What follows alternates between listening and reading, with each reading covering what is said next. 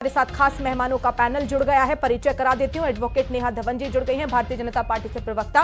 वेद प्रकाश विद्रोही जी कांग्रेस से प्रवक्ता हैं। नरेश शर्मा जी आम आदमी पार्टी से प्रवक्ता और निरंजन पोद्दार जी राजनीतिक विशेषज्ञ हैं। आप सभी का बहुत बहुत स्वागत करती हूँ हिंदी खबर में। ठीक है, निरंजन पोद्दार जी, जो बात यहाँ पर वेद प्रकाश जी कर रहे हैं, नेहा धवन जी कर रही है कि ऑप्शन में ही नहीं है आम आदमी पार्टी, लेकिन आम आदमी पार्टी पूरे दमखम के साथ चुनाव लड़ रही है। जो गारंटी दी है महिलाओं के लिए 1000 रुपए देना है, फ्री शिक्षा देनी है, फ्री की रेवड़ियां जो बांटी जा रही हैं वो तो तीनों ही पार्टी बांट रही है, लेकिन ऑप्शन में ही आम आदमी पार्टी को नहीं रख रहे हैं। क्या ये खतरे की घंटी आने वाले समय में हो सकती है? वर्षा जी, ऐसा है कि अगर आम आदमी पार्टी का वहां पे कोई अस्तित्व नहीं होता, वो कहीं कोई रेस में ही नहीं होती, कहीं किसी प्रकार का कोई मतलब ही नहीं होता, तो मेरे हिसाब से आपका टीवी चैनल इतना हल्का नहीं है कि इसके ऊपर डिबेट करता।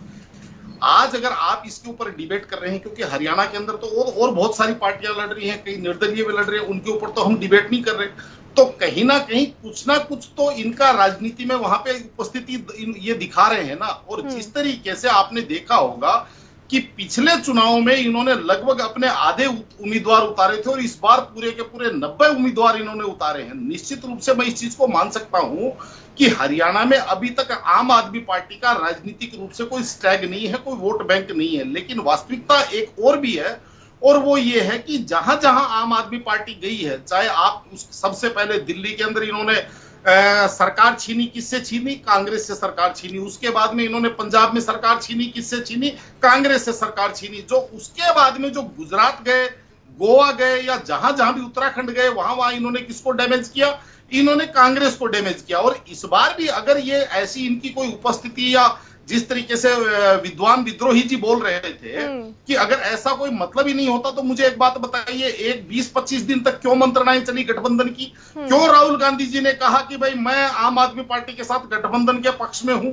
और उस समय क्यों ये बैठकें हुई, क्यों अपना समय इन्होंने खराब किया? कहने का तात्पर्य ये है कि हो सकता है आम आदमी पार्टी वहां जीतने की स्थिति में ना हो, लेकिन यह जरूर है कि कई सीटों पे खेल बिगाड़ने की स्थिति में जरूर उपस्थिति अपनी दर्ज करा सकती है।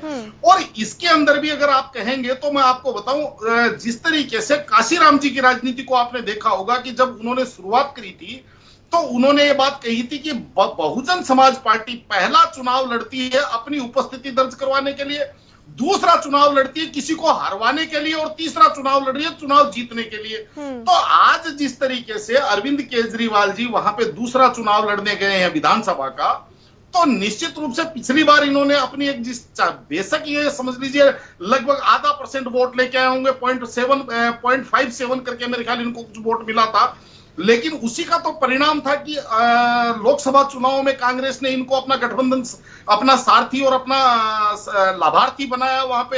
हालांकि सफलता नहीं मिली, लेकिन अब जिस तरीके से गठबंधन की बात हुई और आज अरविंद केजरीवाल को आप राजनीतिक रूप से नकार नहीं सकते, वो अलग बात है। दूसरी तरफ पोद्दार जी, क्योंकि आम आदमी पार्टी ने ये कहा कि क्योंकि हरियाणा से सटा हुआ दिल्ली और पंजाब में अगर आम आदमी पार्टी, तो इसका असर हरियाणा में दिखेगा, और दूसरी तरफ अगर क्योंकि वोट अगर कटते हैं कहीं ना कहीं आम आदमी पार्टी भले जीते ना, लेकिन कहीं ना कहीं कुछ सीटों पर तो इसका असर होगा, तो इसका आखिर फायदा किसको होगा, नुकसान किसको होगा? निश्चित रूप से देखिए वर्षा जी, आज जिस तरीके से आम आदमी पार्टी ने अपने 90 कैंडिडेट की लिस्ट उतारी है, और उस लिस्ट के अंदर अगर मैं उसको चिन्हित करके उसका विश्लेषण करता हूं, तो मुझे ऐसा लगता है कि थोड़ा कई सीटों के ऊपर नुकसान शायद भारतीय जनता पार्टी को करे, लेकिन ज्यादा सीटों के ऊपर नुकसान वो कांग्रेस का करती हुई दिखाई दे रही है। क्योंकि आज की तारीख में एक चीज और आपको देखना पड़ेगा कि केवल हरियाणा में नहीं, इंटायर भारत के अंदर राजनीति दो धड़ों में बट गई है, एक प्रो बीजेपी और एक एंटी बीजेपी। जो बीजेपी का जो वोट बैंक है वो कहीं ना कहीं आप ये समझ लीजिए एक जिसको कहते हैं इंटैक्ट वोट बैंक है, लेकिन जो एंटी बीजेपी वोट या जो स्विंग वोट है उसके ऊपर कहीं ना कहीं आम आदमी पार्टी समझ लीजिए अपना हक जमाती है या उनको अपने पाले में लाती है। गुजरात में भी हमने ये देखा, उत्तराखंड में भी देखा, हमने गोवा में भी देखा। तो जिस तरीके से उस वोट बैंक के ऊपर अगर आम आदमी पार्टी डाका डालती है, तो कहीं ना कहीं मेरे हिसाब से कांग्रेस की 10-5 सीटों के ऊपर खेल बिगाड़ने की क्षमता आम आदमी पार्टी हरियाणा में जरूर रखती है। ये मेरा अपना मूल्यांकन है। निरंजन जी, 10 सेकंड में समय की बेहद कमी है, आपसे लास्ट कमेंट मैं चाहूंगी इस पर। वर्षा जी, मैं तो इतना ही कहूंगा कि विद्रोही जी बहुत सीनियर व्यक्ति हैं, लेकिन विद्रोही जी आप बहुत बुद्धिशील हैं। लेकिन मैं भी सन 1988 से राजनीति को कवर भी कर रहा हूं, लिख भी रहा हूं और बोल भी रहा हूं। तो आप ऐसा ना कहिए कि मुझे हरियाणा की पृष्ठभूमि का ज्ञान नहीं है। और दूसरी बात, अभी जो बहन कह रही थी बीजेपी की प्रवक्ता, मैं आपको एक चीज और बताऊं, राजनीति के अंदर हमारे हरियाणा के अंदर एक कहावत है कि आदमी जेड़ से ही शेर बनता है। तो जब जब शेर भी पैदा होता है तो इतनी सी जेर होती है। तो कहने का तात्पर्य ये है कि आज जिस तरीके से अरविंद केजरीवाल जी एक राष्ट्रीय पार्टी, यानी कि इतनी अल्प आयु की राष्ट्रीय पार्टी केवल अरविंद केजरीवाल जी के नाम पे, और वो इसी तरीके से चाहे हरियाणा हो चाहे गुजरात हो।